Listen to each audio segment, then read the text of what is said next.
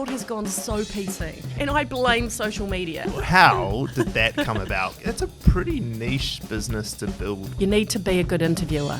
What is it that you can get out of this person that no one else can? What do you think are the problems with all the podcasts that are popping up at the moment? Why people aren't getting the reach? You are not going to be the next Joe Rogan overnight. You hear that? You hear that? Yes, I'll do it. After 35 years, Jay-Jay has gone out on her own, left radio, and started her own business. And in today's podcast, I really press on her. What does that actually mean? What has she learned? And how is she growing? Put her in a couple of uncomfortable positions. But actually, I think some of the lessons that she shares with around podcasting and running a business for the first time are super valuable, and I think you'll enjoy it. All right, well, let's kick into it. Jay-Jay, welcome to the podcast. Thank you so much for being here. It's a pleasure to be here. Let's go. So as I said off camera, we are going to dig into a little bit about where you are now. I don't think it's really a lot for me to dig into your past because I think you've done that well enough. If anyone actually cares, they could just Google it. They can Google it. Exactly. There's enough out there. If people don't know you, I'm sure they'll figure it out once they click on the links that we'll put into this podcast. But I kind of want to ask, this is life after radio. You're in that stage now. It's only been a year? Not even. Not even, right? I left radio in July 2024. Yeah. And I had a month off and then started opening a podcast recording studio, which we officially opened on the 1st of October. Yeah. So it's only been a few months running that. Yeah. Yeah. Oh, God. It feels like a long time, though, I must say. It does feel like a long time for me, too, because I heard about you doing it. Well, I mean, it was pretty public because you're pretty public. Yeah. And it seems like so long ago. I've been to New York and back since it's happened, and all sorts of stuff have happened. But I kind of want to start on that feeling after, was it 35 years or so in radio? Which is essentially a 35-year-long corporate job, essentially, right? Because of the size of the media companies. It's a lifetime. It's a lifetime. What was the deciding factor for that? How did that happen in the Honestly, I was just over it. Yeah. I was exhausted. Okay. And the landscape has changed so much. And way back when I used to be on the edge, we had so much freedom to be creative and to be fun and to entertain people, which I love doing. Yeah. And then, the last maybe 8 to 10 years, the world has gone so PC, and I blame social media because everyone's got a microphone. So everyone who's got a complaint will just go online on their socials and complain about it because they think their voice is so relevant. And it's like, shut up. So because all these people who complain, they've changed the whole culture. The whole culture. So now we're all really careful not to upset anyone. And, and it's just actually ruined entertainment as far as I'm concerned. So I started getting quite bored. Yeah. I thought, this is just not challenging me anymore. Yeah. I get told you can't do that. You're too, it's too edgy. You've got to be more family friendly. And I'm like, oh my God, okay. So I guess just a few years of that, I just felt like, what am I doing? I'm not achieving anything that feels meaningful to me. Yeah. So you went out and started a podcast company. Yes. Okay, so how did that come about? Because that is it's a pretty niche business to build, first of all. Yeah. And I understand the connection to radio. It makes sense. There's a set of skills, but that's a pretty niche business to do in New Zealand of all places. Yeah, I know. I think the real reason it happened is because my ex-husband Dom, who we're still friends with, and we started the company. So he has a podcast, and he's been filming it in his spare room at home. Yeah. And he's got a couple of friends that do podcasts from outside of Auckland, overseas, whatever, and they'd come to New Zealand and said, I need somewhere to record. Can I record in your spare room? And he's like, sure. And he said to me, I should get a studio that I can rent out to other people. Yeah. And so that's how it first started. And so he started looking around to see if there was something that came up. And it was actually the week after I resigned, the place that we're leasing now came up for lease. And he said to me, oh my God, this place is up for lease. And I thought, oh my God, I was going to have 3 months off and then decide what I wanted to do with my life. But it's sort of like, you've got to strike while the iron's hot. Yeah. So he said, oh God, let's just do it. Yeah. And there was already a studio in there. Oh, okay, it needed work, but it was in there. And we just thought, how hard can it be? And so we just... And how hard has it been? Well, actually, I mean, It's so completely different to what I'm used to. Yeah. I'm used to being told what to do my whole life. Yeah. You know, I work for the man. I expect to get paid every 2 weeks, but this is like a whole lot of skills I had to learn overnight, basically, and it's been so fun. Yeah. And it hasn't been too terrifying. The terrifying thing is that I haven't earned any money since I left radio. Only I have to, you know, a couple of times you might see me on my Instagram with an ad in the caption, because that's how I make money at the moment. Because, you know, it takes a while for a business to break even. But it's been wild. Yeah. It's been cool. That's interesting, eh? I was wondering that too, actually, like, because it is such a niche product, and I know because we produce podcasts for our clients as well. They're more like businessy podcasts that they kind of do as part of a larger marketing thing. Yeah. But like, it's a pretty fickle like thing to do, and I was wondering like how are they going to like necessarily like replace their income, like because you I don't know what necessarily you get paid in those spaces in radio, but doing it for that long, you must have been earning decent money for your career. Yeah. And if not, then fuck, the media company's in really bad shape. But like replacing that is probably not, I assume that you hadn't yet. No, not at all. Not a single cent. No, exactly, right. But I had some backing, I was able to cash in some of my retirement savings, and, and Dom is earning money from his podcast, so I sort of sponge off him a bit, know, so we're getting by, and it's fine. So we're lucky that we are in that position. You know, we're in our 50s, so we're mortgage free now. Yeah. So we are able to get by on less money than we've earned, that we're used to earning. And like, I've just worked out that you don't actually need that much money. Like, your happiness and mental health is so much more important. And I wish that I had done this years earlier, because I was miserable for the last few years. And now I'm like, woohoo, no money, don't care. Got myself a free coffee here. So there we go. We'll give you one on the way out as well. Oh, yes, please. Take a I'll heat it up in the microwave later. Yeah. I actually think that's quite an interesting thing for people to get, because most people would have looked at it from the outside going, you know, you got the brand behind you and Dom, and would have thought, they're doing this big new thing and it must be successful, because they just would have passed that success of your career onto it. But actually, businesses are growing and it takes a long time.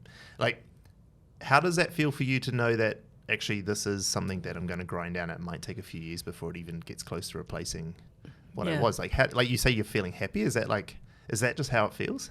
Yeah, I feel happy and I feel hopeful. Yeah. Like, so I know that it's going to be a struggle financially, but I can see the pot of gold at the end of the rainbow. You know, I can see that it's growing. It's a growing industry, podcasting. Yeah. So it is quite small and niche. Yeah. And there are only a few little podcast studios around, but there are going to be more podcast studios, and there are going to be more podcasters, and a lot of businesses, like you say, business to business is one of our biggest clients are business to business podcasts, because, you know, it's a marketing, it's another marketing asset that you need, basically.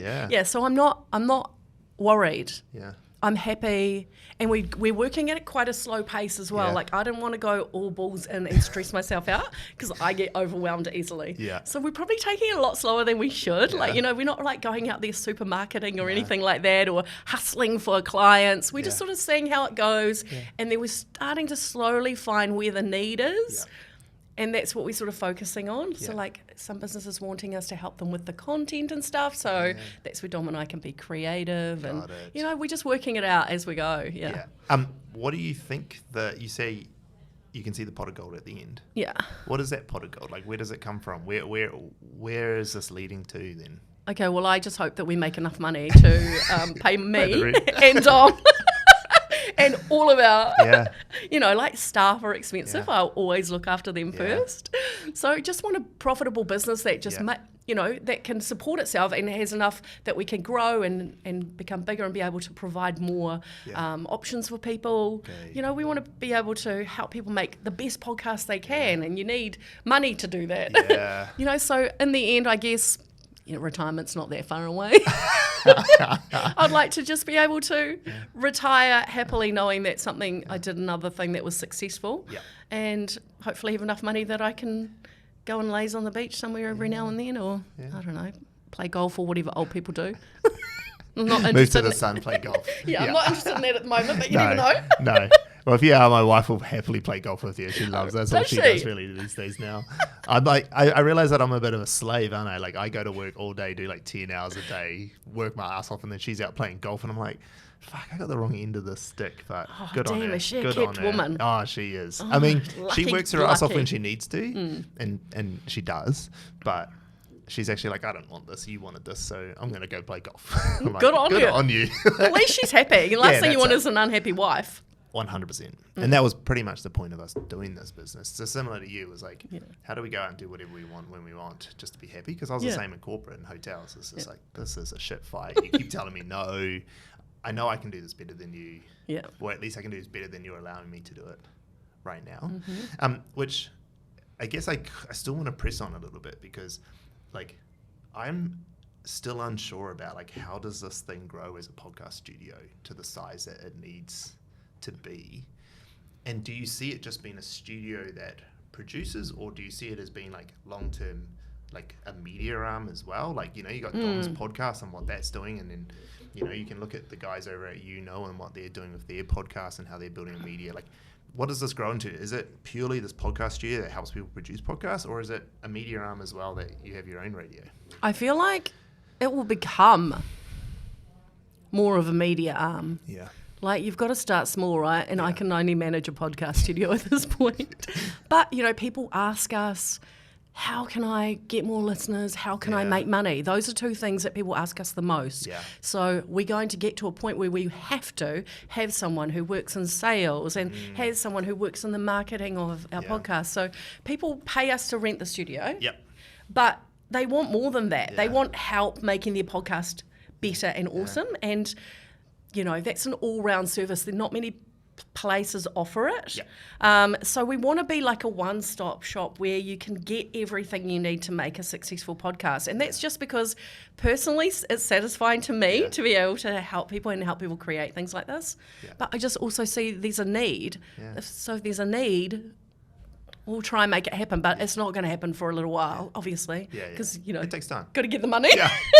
Things cost lots. We need a few more people recording their podcasts, and but you know, we're already opening a second studio. Oh wow! So our space is tiny, but so the control room is quite big. So we are actually taking the control room out into the lounge and building a studio with interchangeable backdrops and furniture. And we've actually just had our first backdrops arrive last week, and they are stunning. I love that. Stunning. It's a whole new wall. Yeah. And they're being made by a guy who did the set of Survivor. So he's made all the, you know, the, what do you call the torches and the immunity idols and the sets for all the challenges and stuff. And he's making these backdrops for us, and it's gorgeous. So we'll be able to offer soon chance for people who want who video means more to them, to have their own look rather than the same boring round table in a black studio or with a white curtain, you know? So we realise that visual is becoming so important as well. So we're just looking,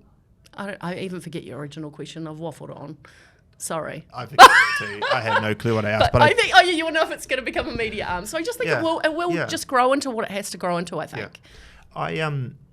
I want to ask that because you talked about then, people are going to need, we're going to solve for that. What do you think are the problems with all the podcasts that are popping up at the moment, and why people aren't getting the reach or audience that they deserve or want? Well, a lot of people think they can do a podcast. You know, I can talk. So you actually do a great podcast. You're awesome. You're one of the few.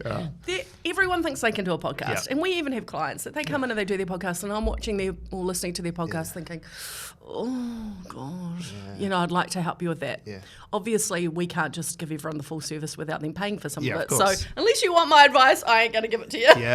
I mean, for big jobs. For big jobs, of course.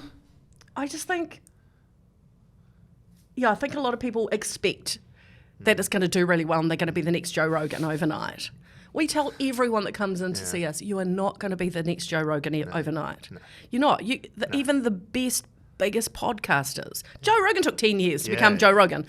Dom Harvey finishes on the Edge, one of the highest rating radio stations at the time, one of the most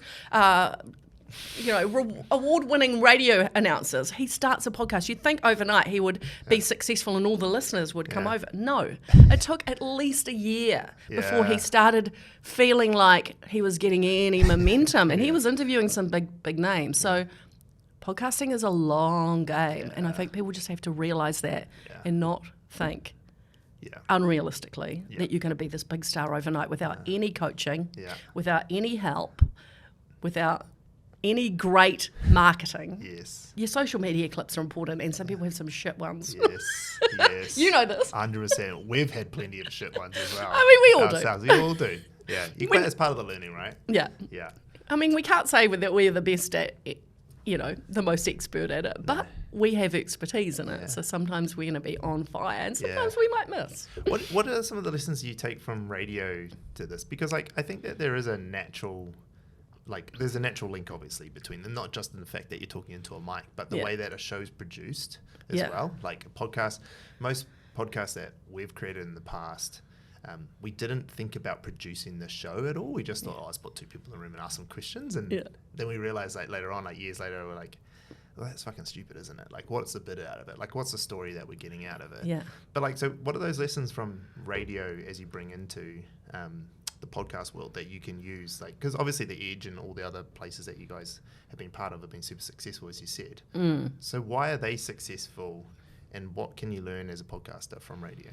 I think, first of all, planning is so important, and you have to really, it sounds like you're just ad-libbing and it's all off the cuff, but you really need to plan. So not script, but just know where you're going and know what the end goal is, and know what are the outtakes you want from this. What are the things that are going to hit people?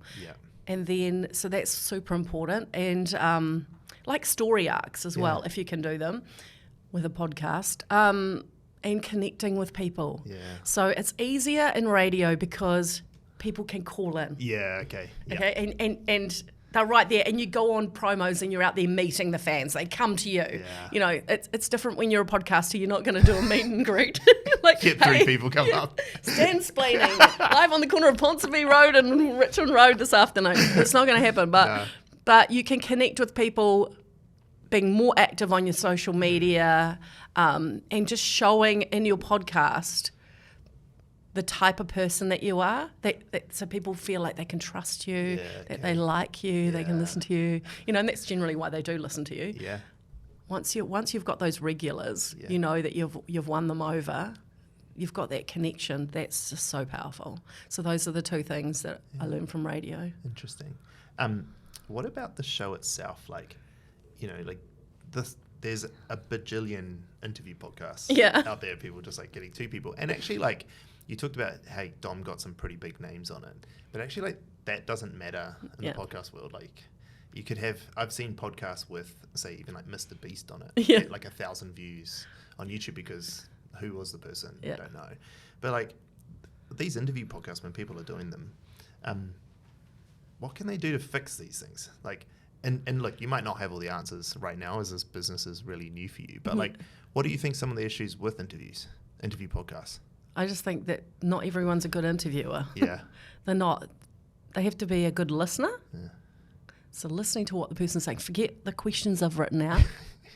We say this too to our podcasters. Don't, the questions are a guide. And maybe have one in your head, so if you get stuck, to go to it next. But you got to listen to what they're saying, and you can go off on tangents. You might not even, a good interview, you won't even ask any of the questions you got written down. We had this as the same in radio. It's, you get a chemistry with the guest. If you've got a chemistry with the guest, it's going to be a great interview. Because we interviewed some pretty big stars on the radio, and some of them were just unbelievable. That was awful and totally not memorable. And then you have people who surprise you, who you don't think is a big star, but the interview just goes off. It's the same in podcasting. The big names aren't necessarily going to, what they'll do is they'll bring attention to your podcast. But you've got to be consistent. So sure, you're going to talk to, I don't know, Dan Carter, Graham Henry, whatever, an All Black. Any All Black will get your hits, right? But how good is the interview? Someone's going to listen, and if they like the interview, they're going to come back to maybe another one. But if the interview's average, it doesn't matter who you've got on. You need to be a good interviewer. Yeah. What is it that you can get out of this person that no one else can? Yeah, what's going to make my interview different? Because I notice like Dom's interviews, he interviewed Steve Williams, and so did Between Two Beers. Yeah. And Steve Williams is doing the interview circuit because he's got a book out. Yeah. So what's going to make anyone listen to Dom's podcast if they can listen to it on Between Two Beers or read the story in the Herald or listen to it on News Talk ZB? Yeah. You have to have something different, and it's actually not a learned skill. Like I can't just tell you what that skill is. You have to learn it. You have to. It's experience. Yeah, it's hard. So you either got it or you haven't, I reckon. Yeah, that's kind of the answer that I kind of thought as well. Coming from myself, like this is our 3rd year doing this podcast, and if I go back and watch some of the first ones, I still know there's lots to learn from being an interviewer. Like I haven't done it for 35 years. I've done it for 3, but I realized that I was literally just going through a chronological order of events, trying to get some story out of it, but never had any, like I was real aimless with it. And this season, something that I've tried to do is go, what do I actually want to know about this person, rather than like what is the thing that everyone else is talking about. I just want to I actually really do want to know about your business and how it's going, and for 2 reasons. One, because it's like not too dissimilar from part of our business. Yeah. Right. It's not. We're obviously very different lanes in the way we look at it. Yeah. But it's really interesting to understand how other people are going through their business. So, if you were to critique me at all in that approach, and like me wanting to find out what I'm interested in, am I doing a disservice to my audience because I'm not really worrying about them? I'm only really caring about what I want to talk about? No, because you are, it starts with what you want to know, but also then you have to think, what about what I want to know is also going to be something that they want to know. So it's always got to be outward facing, but you've got to start with inward facing. So you're asking the curious questions you want to know that your audience probably hasn't even thought of. And actually, so you're spoon feeding them, obviously. Yeah. Are they going to be interested in the same things? And generally the answer is yes, because you have to be passionate about something for other people to buy into it. And so I get you are very passionate. Yeah. You have this natural, easy way about you. Yeah. You're a natural interviewer. Yeah, okay. So you actually are born with the gift. Okay. Okay. So from what I can see. There we go. I can see. And you'll just get better and better. Yeah. Like you'll look back on your early interviews and you will cringe. Yeah. I do. But you had to do that to get to where you are now. Yeah. And you'll look back on this in 3 years and cringe probably. Yeah. Because you're just going to get better and better and better. It's just... Yeah. I know what you're doing is it's a conversation that we're having instead of an interview. Yeah, so exactly. Much. And just about every interview I go into, and this is one of the reasons why I hate doing them, is because I get asked the exact same questions every time. Yeah. It drives me batty because I'm like, surely you have already Googled this and know the answer. Or like, what? Yeah. Why does anyone care? Like, how I got into radio, who's my favourite interview guest or whatever. Yeah. They're just they're shallow things. Yeah. But you want to get into people opening up their thoughts, their minds, and giving you some intel on their life. Yeah. I talk too much as well, by the way. No. I do it when I'm nervous. I'm sorry. I have been trying to focus on that all year with these podcasts, is that, like, I actually don't give a fuck what your favourite guest is on radio. Like, it doesn't really excite me at all, because it's like... Oh, but it was Tom Cruise. Oh, yeah, well, there you go. Fuck, there we go. There's the hot take. But and then the next question is he as crazy in real life? Yeah, and, like, the thing is that I'm not here to interview Tom Cruise. Like, I don't really care. Like, if I was interviewing Tom Cruise, that'd be cool. I mean, fuck, that'd be phenomenal, but... Oh, my God. Yeah, yes. But it's not what I'm here for. And you're right. Like, I'm trying to find out what is something that you can give me that helps my journey, as well as like kind of the way I kind of go into it.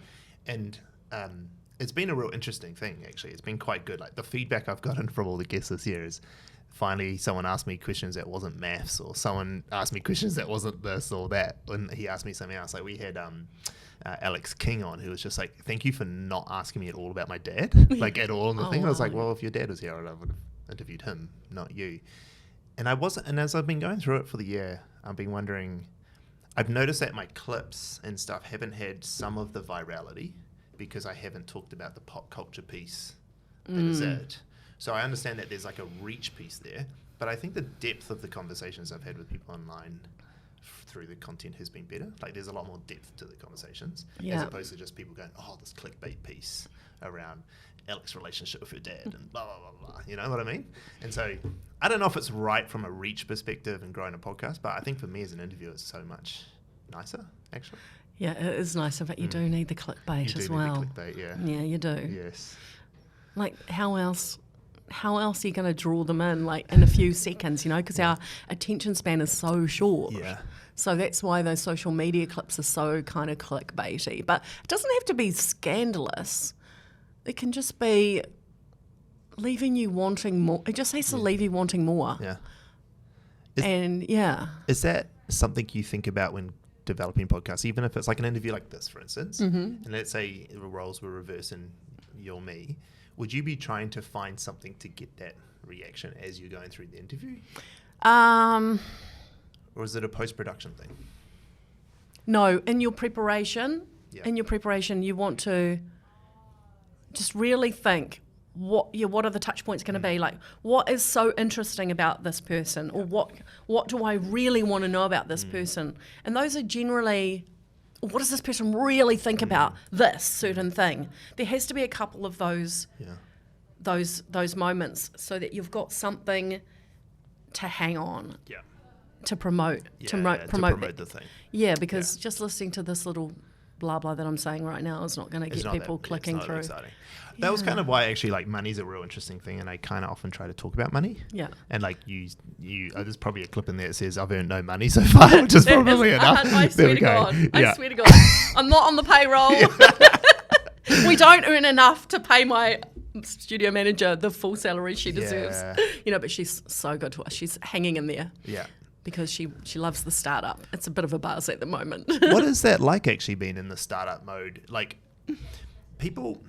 I've found that in my career, especially in this business, people really struggle coming from the corporate world into a startup environment. As you said, no big daddy's paying my bills at the moment, and I've got to do it all. But like, you're now a boss in charge of your actual employees, and you've got rent, and you've got a business partner, and you've got, I guess, an accountant, and all the things that have to, well, hopefully you've got an accountant and you've got all the people. I've got no clue about that side of things. But that's interesting, no clue about it. Like, yeah, it's hard.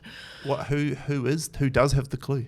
Like, how is this business operating? ChatGPT. Is it really? How do I pay my bills? Yeah. No, I'm joking. Oh, do you know what? Because that's not, you wouldn't be the first. Oh, right, really? No. I know, ChatGPT, well, it's handy for certain things, but...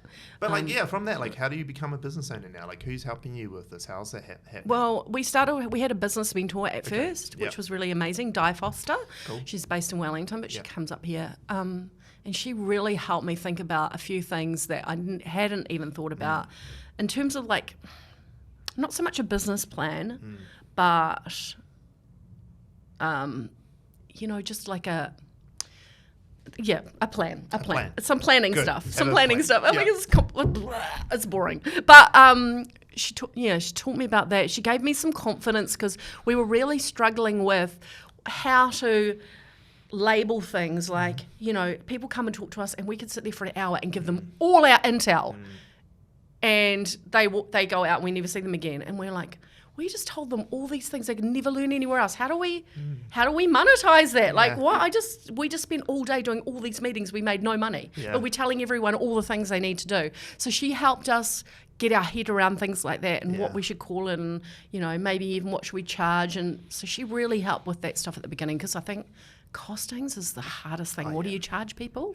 Quoting's hard. So hard. Yeah. Because I'm a generous person. So I like to give and charge as little as possible and give people more than they paid for.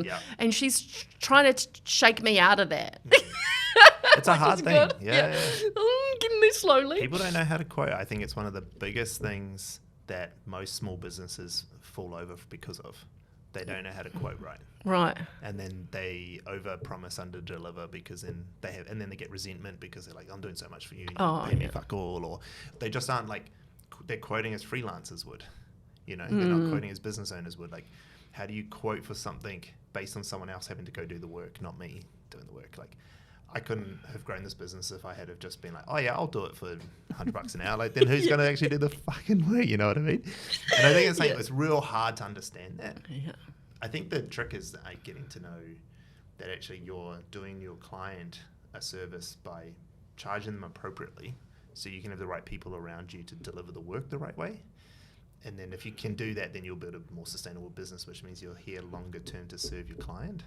Yeah. And that's a kind of a real nice way to say that I'm going to charge you lots of fucking money. Like, I like your way of thinking. But it's true, but you have to. Yeah, I know. Like if we go out of business, we've let all our clients down. Yeah, that's true. Like they're all going, who's doing our social media now? We're fucked. That's true. Yeah. Yeah, and that's what I'm coming to terms with. Yeah. I'm still in a bit of a space where I'm trying to embrace that. And that will take just a little bit longer for me, but I'm learning that really fast. Yeah. But I think that's the problem, is that the thing is you do have to spend the time to learn that. Yeah. You know, so I've been doing all this free work and I'm not making any money, and all of a sudden I'm like, okay, I've been doing this for 6 months. I need to start making money now. Yeah. So I'm starting to get that mindset that you've got. I wasn't born with it. Nah. And when we started the business, it wasn't that immediately. I'm a spender, not a saver. Like we opened the studio, we've got a 1-year lease, which was comfortable for us because we thought if we open in October and it doesn't look like it's going anywhere in 1 year, we can just shut it down and that's it. We haven't lost much. Yeah. But we come in, I spend like $150,000 doing the place up. Oh, and Dom's like, do we really need higher plants? Do we really need the hygiene systems in the bathroom? And I'm like, yes, we do. We need all of these things. Yeah. So we're not going anywhere. That is hilarious. Because I've spent way too much money on the decor. Yeah. and things you don't see, like the tech and all that. Yeah. So I'm... that probably wasn't smart business sense, but for me it was, because I think when people walk in and they go, wow, look at this place. Yeah. Like when I came in here. Yeah. Yeah, they're already impressed by what you do without even you doing anything for them. So that to me is really important. Yep, agreed. And I think it has really paid off. Yeah. No, I think it's I mean, you've seen our spot and you can imagine the money we've put into this place of someone else's building. You probably just laughed at $150,000. Oh, you know what? I did not, because it hurts. Change. It still hurts. Like, and like this one we actually did really affordably. Like, you'd be surprised, because we had the old studio that's 200 meters away. We brought a lot of stuff over with us. Oh yeah. So we actually ended up, I think we're at 80K going into this place, because we didn't need to. It was already pretty nice. Yeah, that's why we went with it. Like, I mean, I've got a ready-made backdrop. Like, it makes it nice and easy. But yeah, that's so cool. It does. I think it's important. Like the entranceway with the proper coffee machine and all the like hospitality parts. I mean, that's probably my hospitality career coming out to play, but it definitely is my hospitality career. But I think it is important, so I don't think it's wrong. But what I wanted to touch on, you talked about it's not a natural thing for you from the business perspective. And I think that's an interesting point, because you talked about the same with interviewing. It's been like a unique skill that you either have it or you don't. I actually truly believe it's the same with business. I think you have it or you don't have it. But I think what you're saying is that I think the same way you think about podcasting and the service you're going to offer people is the same way you got to think about business. That if it's not something you're naturally good at, it doesn't mean you can't. It doesn't mean you're an idiot and you can't do the thing. But like having the help, and you having Di who came and helped you, I think is the right thing. A lot of people won't own up to that. They'll be like, I'm really good at radio and podcasts and all interviews and all these things, so therefore I'll be really good at running a business that does that. And it's not true. And so I think that as long as you remember that maybe it isn't your natural skill, but that doesn't mean you can't do it. It just means you have to have the right help and support around you to do it. And maybe you do. And maybe you are naturally good at it and you're just being a little bit... Well, I don't know. I would say no. You'll find out. I'm good at organising. That's about it. Yeah. And spending money. I'm very good at spending money too, to be fair. I spend way too much money. This light is way too expensive for what it does for us. But it does it does such a good job. It takes away all my wrinkles. But what I did want to say is that the other thing I thought was real interesting with this business decision that you guys made to create the podcast studio is, one thing I see the most in my journey through this business is you have experts, engineers, lawyers, accountants, brokers, media people who are very, very fucking talented and skilled in the thing that they do. Go out and start a consultancy of some form or another. but then don't know the business side of it well enough, or they're trying to leverage their expertise to make a business, and then none of them are, the ones I met in the early years, none of them are around anymore. Oh God. And the reason they're not around is because they haven't taken on the help. Yeah. And they've taken on too much of, no, I'm really fucking good at this thing. And it's like, that doesn't matter. Like, being an expert at something only carries you so far. Hearing that from me, just throwing you straight under the bus there, but hearing that from me, like, what do you think? Like, how far do you think your expertise will take this business, and what else does it need to make it successful? Well, I'm under no illusion that my strengths are creative and organising. So, admin, it's all over it. But I am of the thinking to outsource. What you can't do yourself, you get someone else to do. And this is why Dom and I sometimes, like, he's like, oh, why are you spending money on that? Because we have like a legal company. It's like a subscription. You pay each week, Legal Vision. And they do as many contracts or whatever as you want. Like, okay, they help you with all that sort of stuff. So, you know, we outsource to that for the legal stuff. We've got a bookkeeper, I've got the accountant, I've got the... the business manager, and we have like, I can't run the studio. Like all the gear is so complicated for me. So we have this, this other guy's done years of TV and he costs a lot of money, but he comes in and he's helping us like put the tech in the other studio. So I do outsource because I'd be stupid to have to do all that by myself. Yeah, fantastic. And also Dom is no good at admin, so I can't rely on him either. Dom is definitely... so creative. He's more creative than I am. He'd come up with an idea like that. He never has to use AI or anything for anything. Everything he does is in this head. He's amazing. He's a genius. Oh, it's just crazy. But me, I'm creative in a different way, but I can rely on him for all the good ideas. Cool. Yeah. I was looking at your pricing. Oh, yeah. Yeah. And I was even thinking there, like your hiring rates, how did you come up with those numbers?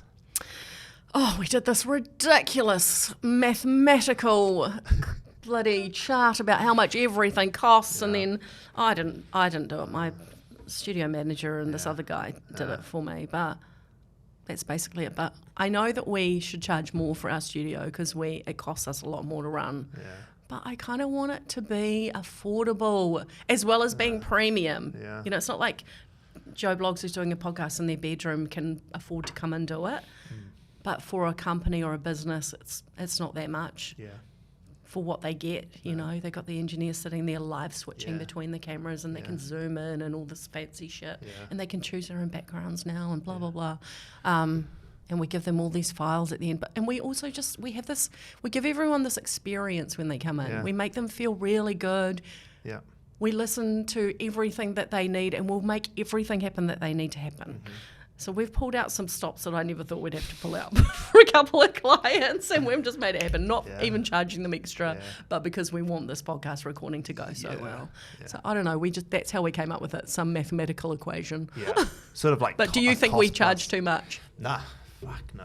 You think it's too cheap? You were so affordable that I was like looking at it in preparation for this interview to go, fuck, should I just outsource all my podcasts to these guys, because they'll be better at it and cheaper than I could do it. I'll do it.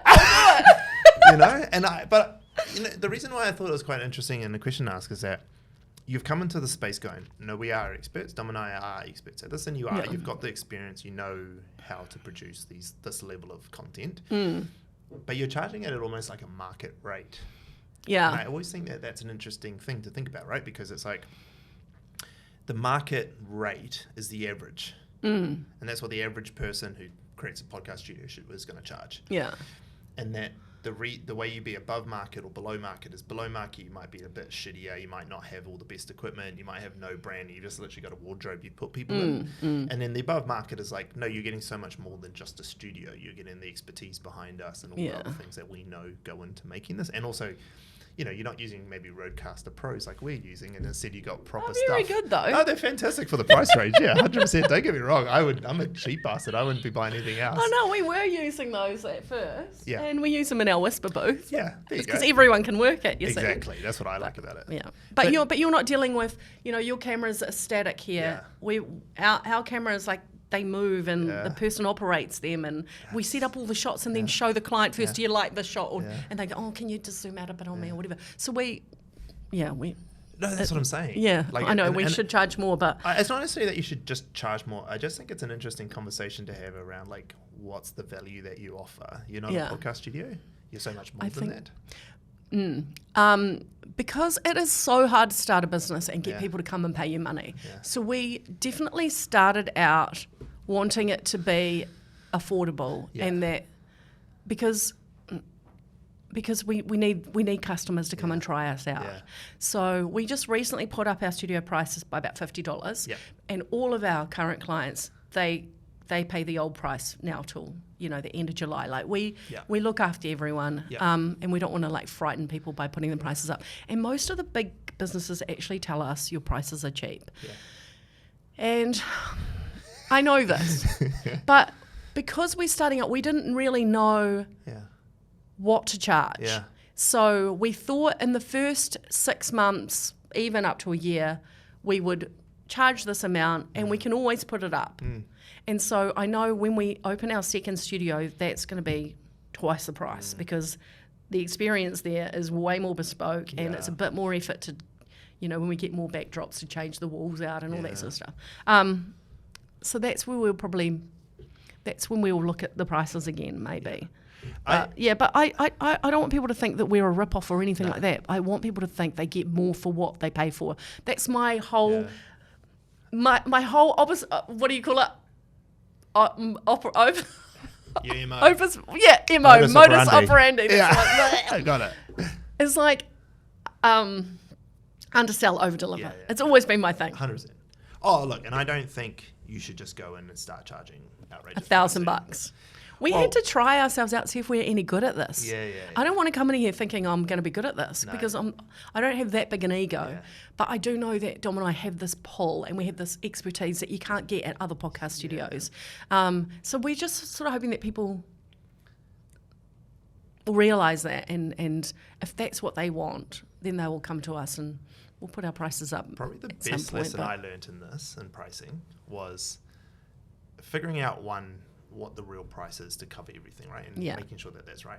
And then when you talk about being affordable or accessible, I don't discount.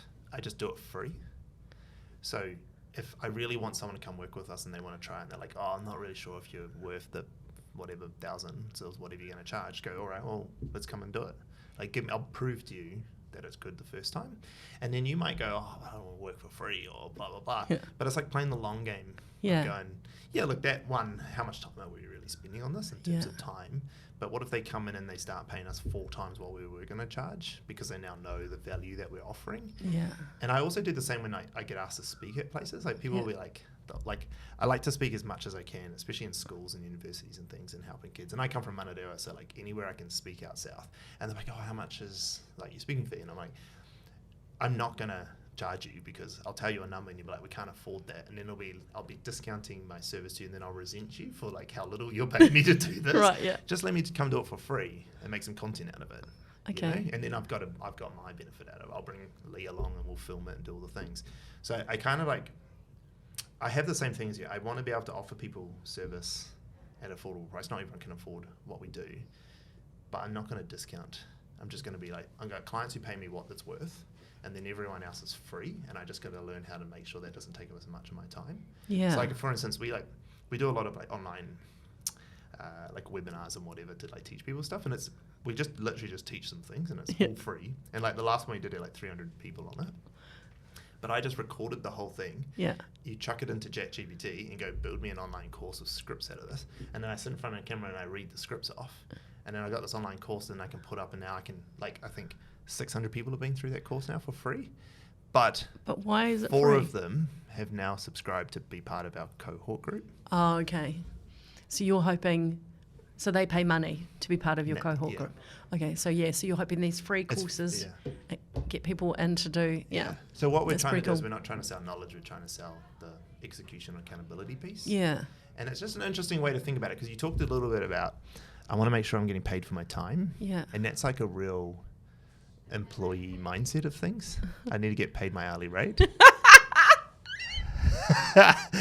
But like, you're new in business, and like, you've actually got to prove the value that you offer, and like, how do you do it? And like, I think it's an interesting dynamic. And I think to the point I made about all the experts that I met at the start of this career and all the way through, who are no longer here anymore, they all had the same mindset. I need to be paid for every hour. I need to be paid for all my effort.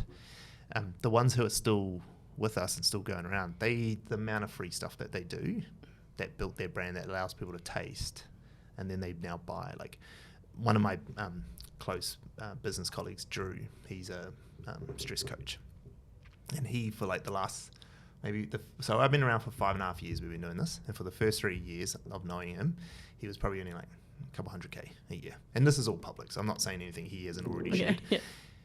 And then he just did events after events, talked on everywhere he could, just put his name out. Now that he's gone out on his own, he's doing about $90K a month.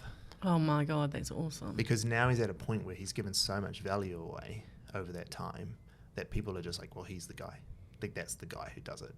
And I think you guys, the interesting thing with you and Dom is that you've got a lot of that already, that brand, because you came from radio and everyone knows that it wouldn't take you the 3 or 4 years it took him, because no one knew who he was.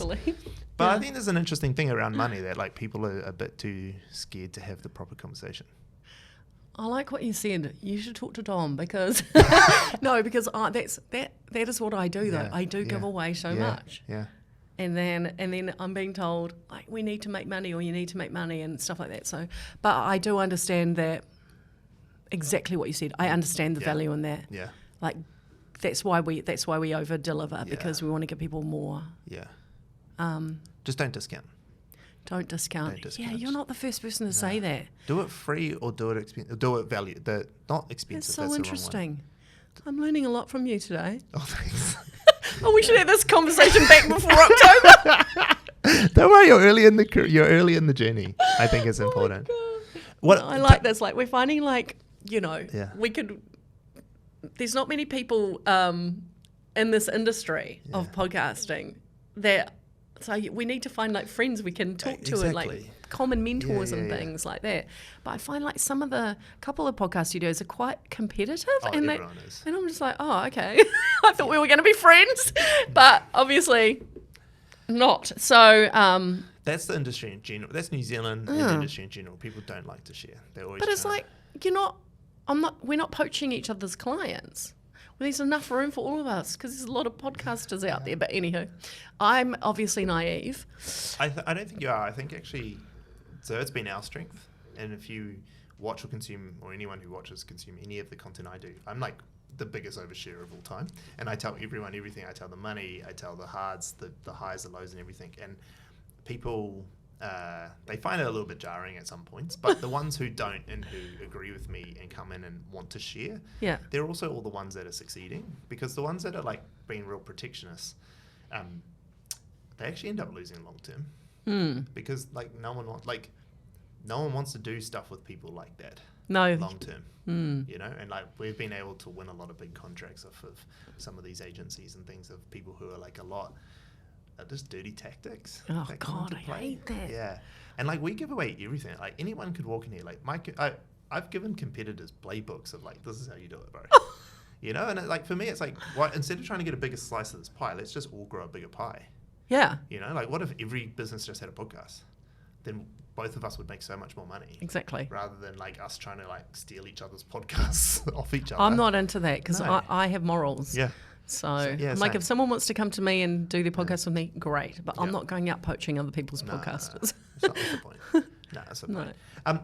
We're an hour in. Oh my God. Yeah. I'm sorry. Did I say anything interesting yet? I don't know. We'll have to go and go look through the transcript to make sure. No, I'm joking. It was great.